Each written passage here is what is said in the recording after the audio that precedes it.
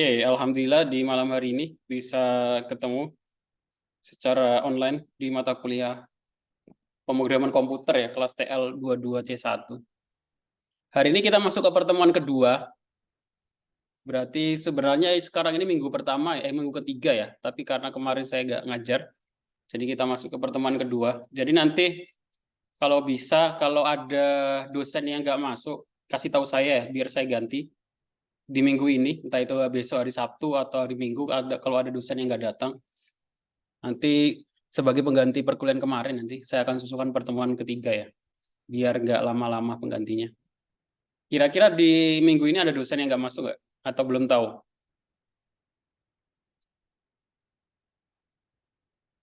Besok hari Sabtu Belum atau hari Minggu? tahu, Pak. Belum tahu ya? Belum, Nanti belum. kalau ada dosen yang nggak ngajar atau nggak ada perkuliahan, nanti kasih tahu saya, biar saya ganti di perkuliahan saya, jam saya.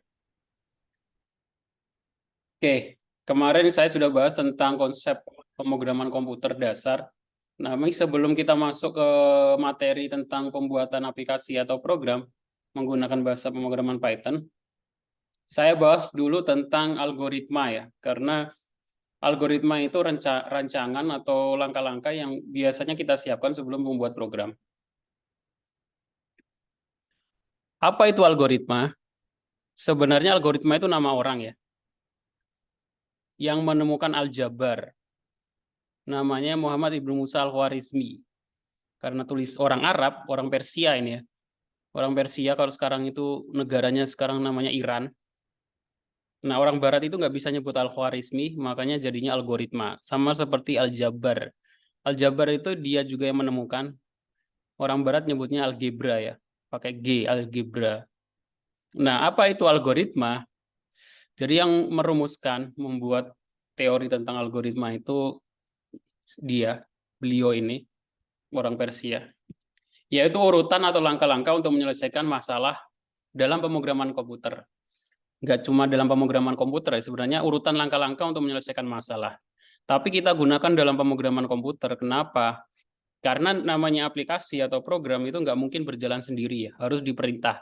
Nah, perintahnya itu harus urut supaya berjalan dengan baik. Nah, algoritma ini harus dipikirkan terlebih dahulu sebelum buat aplikasi.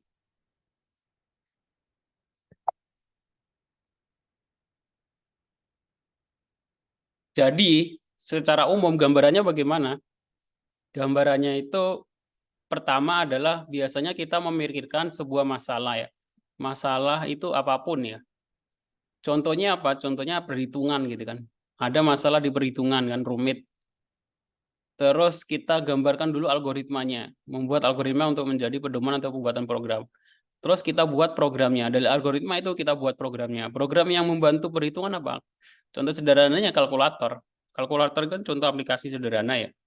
Tujuannya untuk apa? Menyelesaikan masalah. Masalahnya di perhitungan supaya apa? Lebih cepat dan juga lebih tepat karena menggunakan komputer. Nah, ini contoh dari menyelesaikan masalah. Jadi program itu dibuat untuk menyelesaikan masalah. Sehingga solusi akan tercapai. Jadi kalau ada program yang nggak menyelesaikan masalah dan nambah masalah, ya itu namanya harusnya tidak ideal gitu ya. Kalau kita membuat program tapi nggak menyelesaikan masalah, malah nambah masalah baru gitu ya, harusnya nggak terjadi. Jadi tujuan dibuatnya program ya harusnya menyelesaikan masalah yang ada. Sifat algoritma, jadi algoritma nanti ditulis ya.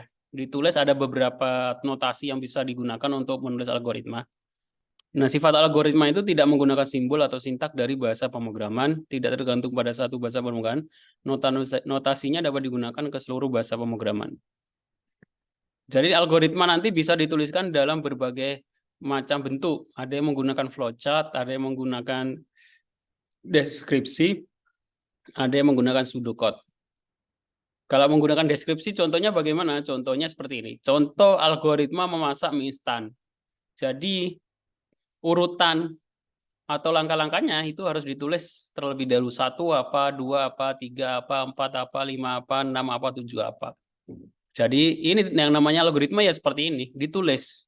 Ini contoh yang tidak ada hubungannya sama program ya. Contohnya algoritma memasak mie instan. 1.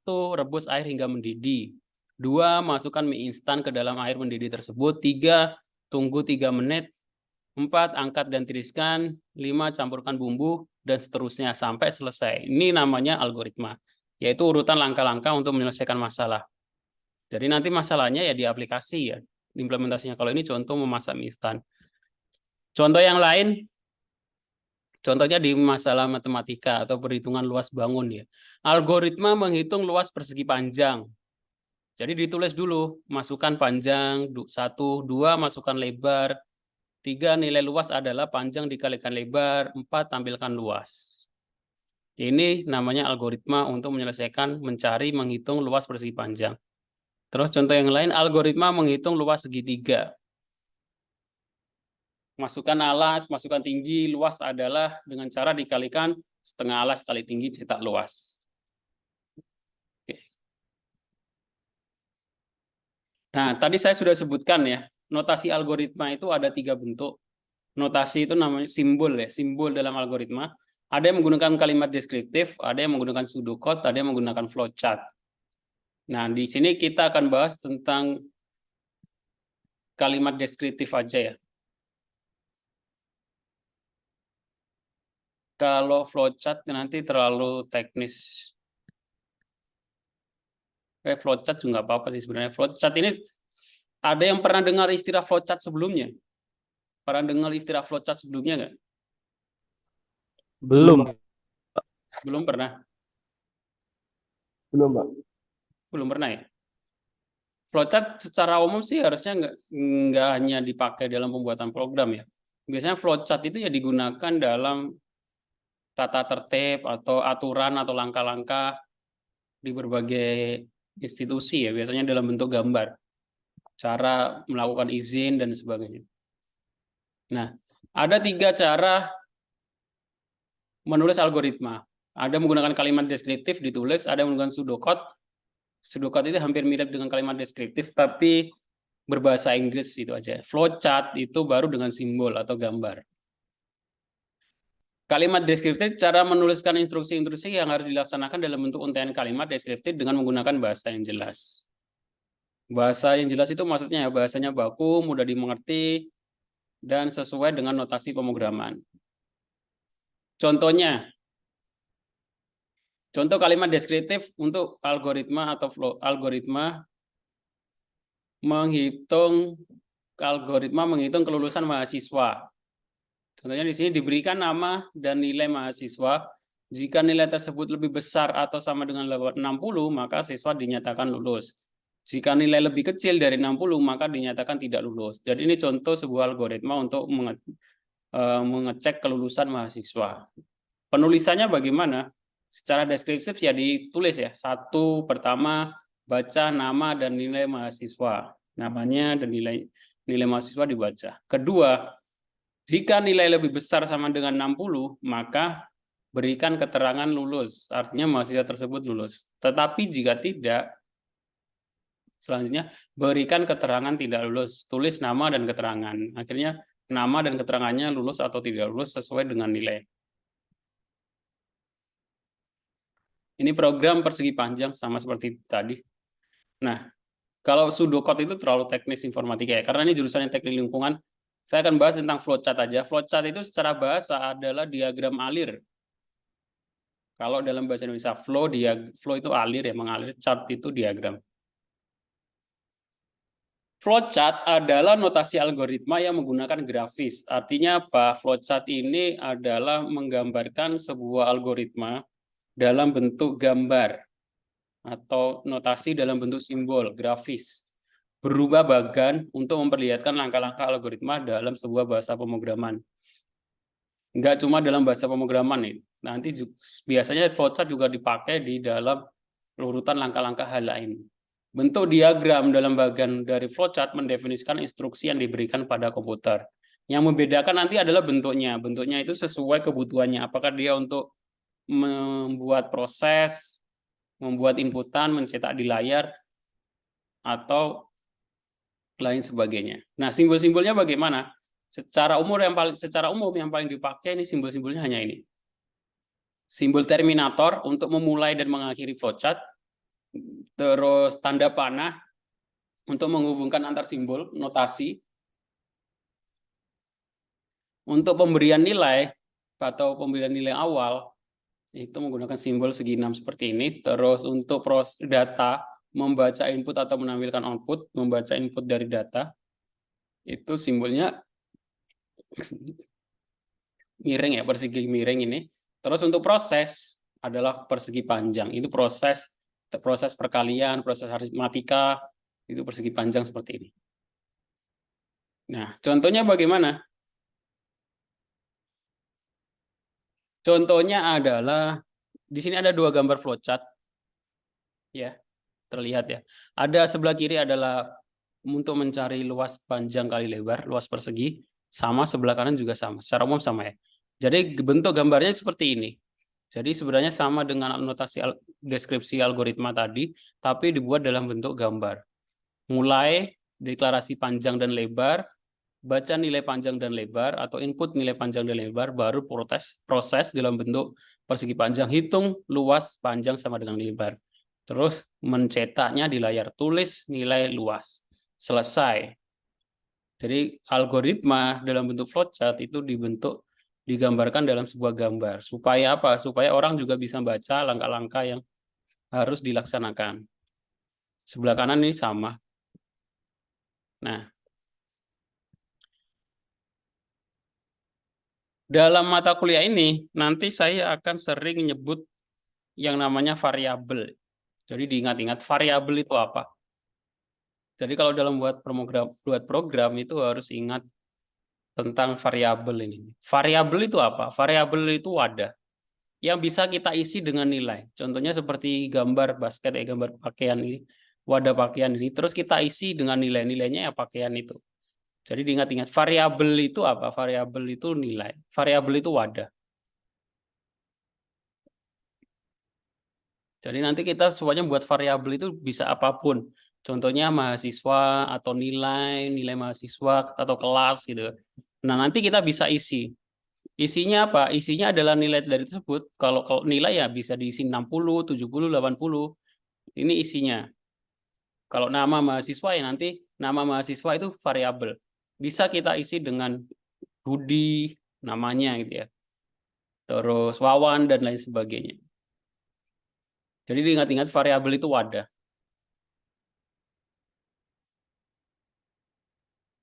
Nah, di sini juga ada flowchart untuk menghitung cetak bilangan genap dan bilangan ganjil. Jadi di sini bilangan itu variabel. Jadi bisa diisi macam-macam. Start kita mulai, input bilangan. Ya, nanti bilangan ini kita bisa isi angka berapapun. Baru ke proses hitung sisa bagi antara bilangan dengan 2. Jadi bilangan itu dibagi 2. Sisa baginya berapa? Dicek. Ini untuk pengecekan simbol seperti ini. Apakah sisa sama dengan 0? Jika iya, turun ke bawah. Jika tidak, turun ke samping. Nah, jika iya, maka yang ditampilkan adalah bilangan tersebut bilangan genap atau cetak bilangan genap. Jika tidak, bilangan tersebut adalah bilangan ganjil. Terus kemudian N. Jadi apa maksud flowchart ini? Maksud flowchart ini adalah algoritma untuk mengecek bilangan, sebuah bilangan yang diinput itu bilangan genap atau bilangan ganjil.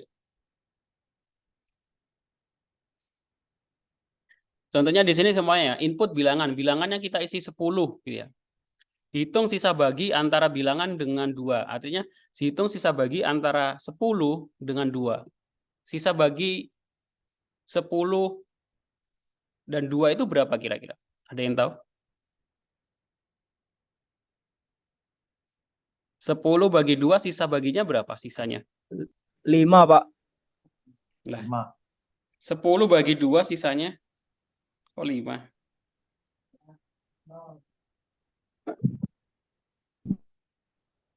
Pak, 10 bagi 2. 0, Pak. Ya. 10 bagi 2 ya 0 ya. Sisanya nggak ada kan. 10 bagi 2, 5. 5 itu kalau pertanyaannya 10 dibagi 2. 10 dibagi 2. Iya, 10 bagi 2, 5. Kalau 10 dibagi 2, 5. Kalau sisa bagi antara 10 dan 2 adalah 0, ya kan? Nah, kemudian ini dicek apakah sisa Apakah sisanya sama dengan 0? Ya, berarti 10 adalah bilangan genap. Seperti itu. Semuanya ini saya masukkan input bilangan. Bilangan saya masukkan 21 gitu ya. Hitung sisa bagi antara bilangan dengan 2. Sisa bagi antara 21 dengan 2. Sisa baginya berapa? Antara 21 dan 2. 5, Pak. 5 lagi. 1. 20 dibagi 2 itu berapa? 20 bagi 2 kan 10 ya. Ada sisanya enggak? 20 bagi 2 10, 20. Sisanya berapa? Sisanya 1. Berarti terus di sini di langkah selanjutnya apakah sisa sama dengan 0? Tidak. Berarti 20 adalah bilangan ganjil. Nah, jadi ini adalah flowchart atau algoritma untuk mengecek apakah sebuah bilangan yang diinput itu bilangan genap atau bilangan ganjil. Nah, ini juga contoh untuk kalau kita membuat flowchart, tapi tidak cukup ya. Jadi gunakan simbol atau notasi lingkaran. Jadi kalau tidak cukup satu halaman, gunakan lingkaran. Nanti di halaman selanjutnya, itu lanjutannya dimulai dari lingkaran. Ini artinya adalah ini lanjutan dari flowchart yang tidak cukup. Kalau seumpama satu halaman tidak cukup. Notasinya adalah simbol lingkaran sebagai penghubung.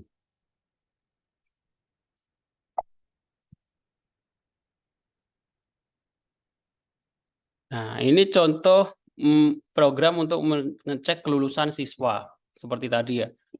Mulai input nama mahasiswa dan nilai. Terus ini simbol ini adalah untuk pengecekan. Apakah nilai lebih besar 70? Jika iya, berarti lulus. Jika tidak, berarti tidak lulus. Tampilkan nama, nilai, dan keterangan.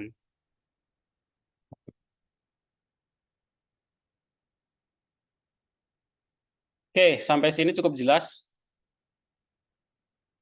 Kira-kira ada yang mau ditanyakan?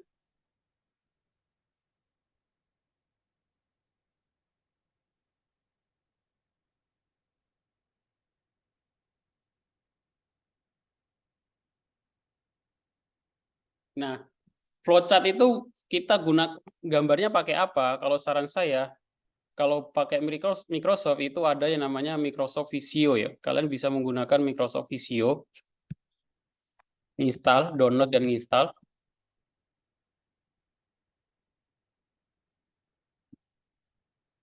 Jadi tampilannya seperti Word ini, tapi nanti kita bisa gambar secara bagus untuk menggambar flowchart ya. Jadi kalau gambar pakai Word nanti agak susah karena nanti kurang rapi. Kalau pakai Microsoft Visio biasanya lebih rapi. Atau kalian bisa menggunakan, cari aja flowchart online gitu ya. Pakai aplikasi yang berbasis web. Nanti gambarnya biasanya yang paling sering dipakai adalah draw.io. Jadi kita pilih drive, create new diagram, blank diagram, create, save. Nah, di sini lebih mudah. Jadi kita tinggal tarik ini untuk mulai dan mengakhiri, kita tulis mulai gitu ya. Terus inputan pakai ini bisa.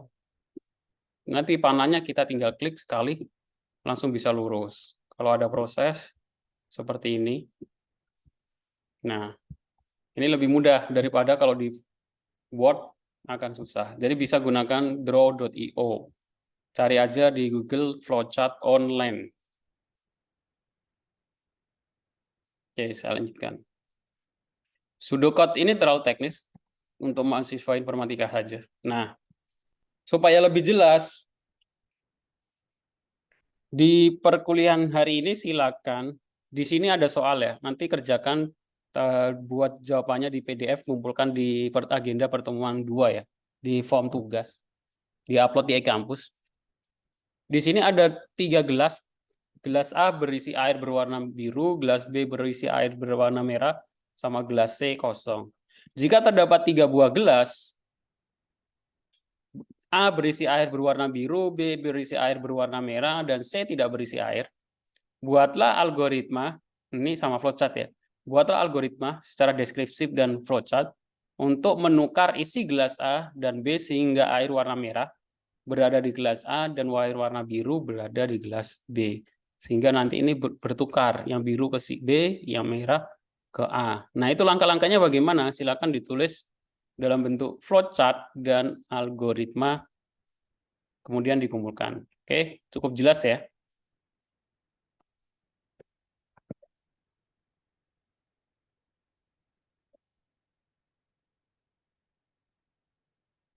Dan juga ini, di sini ada gambar, kelihatan nggak gambarnya? Ada 3 buah bangun ruang.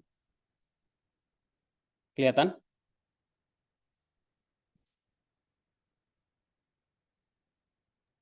Kelihatan, Mbak. Ya. Ini harusnya soal SD ya, harusnya bisa ya. Di sini kan ada bangun ruang, mungkin ini diketahuinya tinggi, ini kan tinggi, terus ini lebar, ini panjang ya. Jadi untuk alas kan sama panjang sama, untuk diameter kan sama dengan lebar. Sama, buatlah algoritma dan flowchart untuk menghitung luas total bangun di atas. Jadi algoritmanya itu langkah-langkahnya bagaimana? 1 apa, 2 apa, 3 apa, kemudian flowchart-nya itu apa? Nah, start, terus input, panjang, lebar, terus kemudian prosesnya bagaimana hitungnya.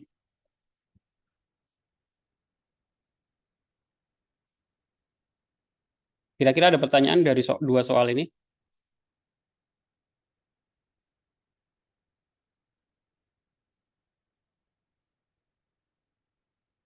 Enggak ada. Jadi silakan dikerjakan minggu depan. Saya kira harus sudah mengumpulkan semua ya, karena kita nanti masuk ke selanjutnya. Saya bahas dengan pemrograman Python. Langsung ke pemrograman Python ya. Kemarin saya sudah minta, karena kemarin nggak ngajar ya. Jadi masing-masing silakan install Python dan Visual Studio Code di laptopnya masing-masing. Jadi kenapa kita pilih Python? Karena Python sekarang menjadi bahasa paling populer ya. Sesuai dengan ini apa namanya, survei terakhir, Python adalah salah satu bahasa pemrograman yang paling populer, yang paling banyak dipakai.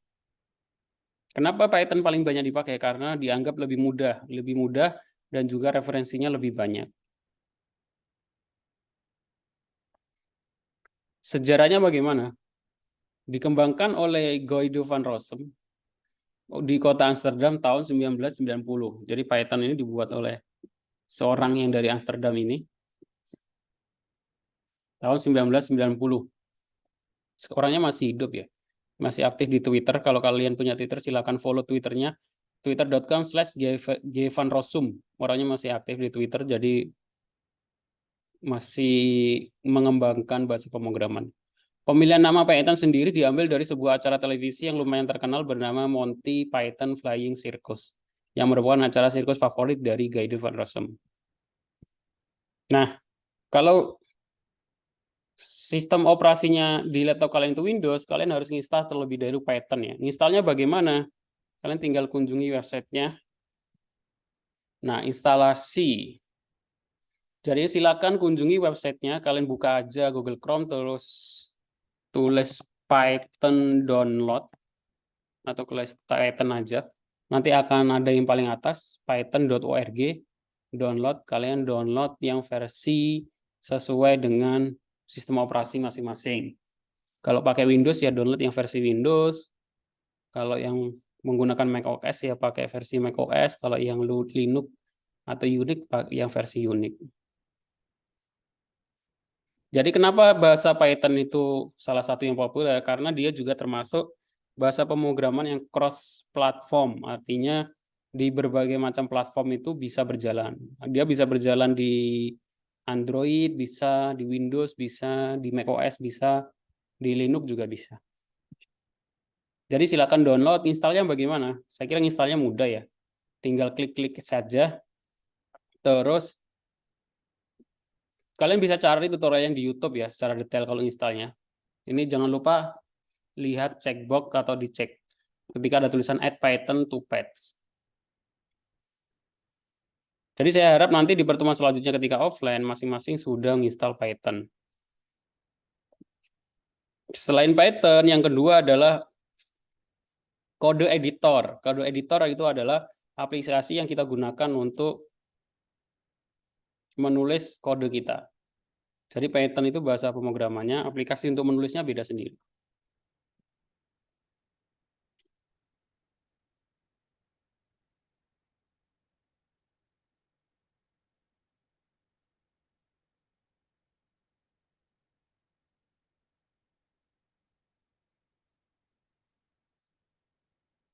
Menggunakan apa? Untuk ngeditnya, teks atau tempat kita nulis kodenya itu di Visual Studio Code atau VS Code ya. Tulis aja VS Code di dalam Google atau Visual Studio Code, nanti kalian muncul tampilan website Visual Studio Code seperti ini. Terus klik download for Windows. Kalau sistem operasinya Windows. Kalau Python, tampilannya seperti ini, download Python. Dua ini saja. Nah, ketika instalasi Python, jangan lupa ini dicentang. Python, add Python to pad. Nah, untuk mengecek apakah sistem operasi kita Windows kita itu sudah berjalan Python atau belum, kalian buka command prompt ya. Command prompt atau CMD. Klik Windows, ketik CMD saja, nanti akan muncul command prompt kalau bisa. Terus tulis kemudian Python spasi min version. Nah, nanti kalau muncul versi Python-nya, berarti sudah terinstall. Nah, untuk Visual Studio Code-nya, kita juga harus nginstal plugin. Nah, kalau sudah nginstal Visual Studio Code, saya kasih contoh. Silakan dibuka Visual Studio Code-nya, tampilannya seperti ini. Ya, terus klik yang bagian extension. Ketika klik line button extension, ada extension pencarian, tulis Python ya. Python itu pakai depannya PY, bukan PH. Bukan PHT ya. PYTH. Cari extension Python, kemudian install. Supaya kita bisa menjalankan Python di Visual Studio Code kita.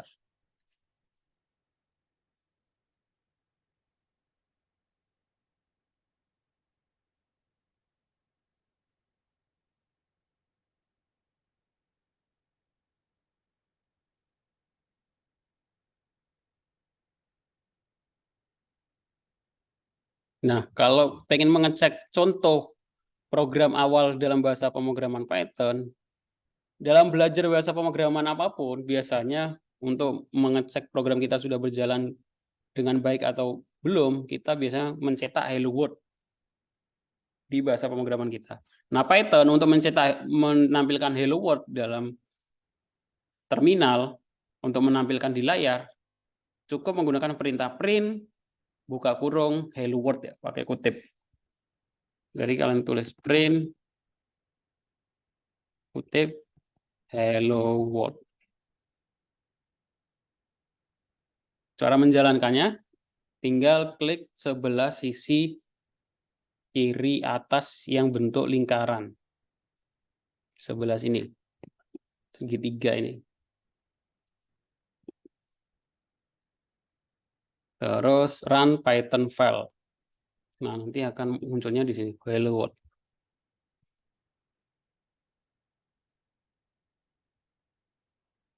Oke.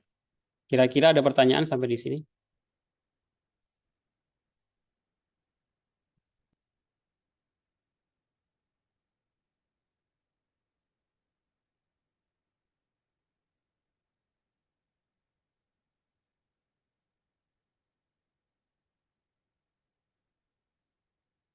Nah, kalau nggak ada, silakan dikerjakan dulu ya. Untuk tugas yang tadi, mencari luas bangun datar sama algoritma dan flowchart merubah air. Nanti untuk Python selanjutnya, bagaimana kita membuat program mencari luas persegi panjang, menghitung luas bangun ruang dengan Python di pertemuan minggu depan ketika offline. Kira-kira ada pertanyaan?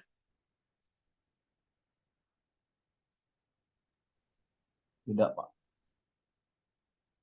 Nah,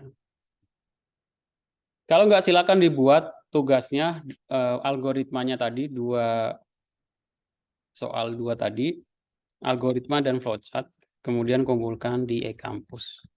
Dan juga disiapkan Python dan Visual Studio Code-nya di komputernya masing-masing ya, di laptopnya masing-masing. Nah, jangan lupa tugas ininya nanti dikumpulkan di kampus. Oke, kalau nggak ada pertanyaan, saya cukupkan perkuliahan kita hari ini, karena online ini emang efektifnya ya teori saja ya, kalau praktek nanti biasa di kelas. Saya akhiri, Assalamualaikum warahmatullahi wabarakatuh. Waalaikumsalam warahmatullahi wabarakatuh. Terima kasih, Pak. Terima kasih, Pak.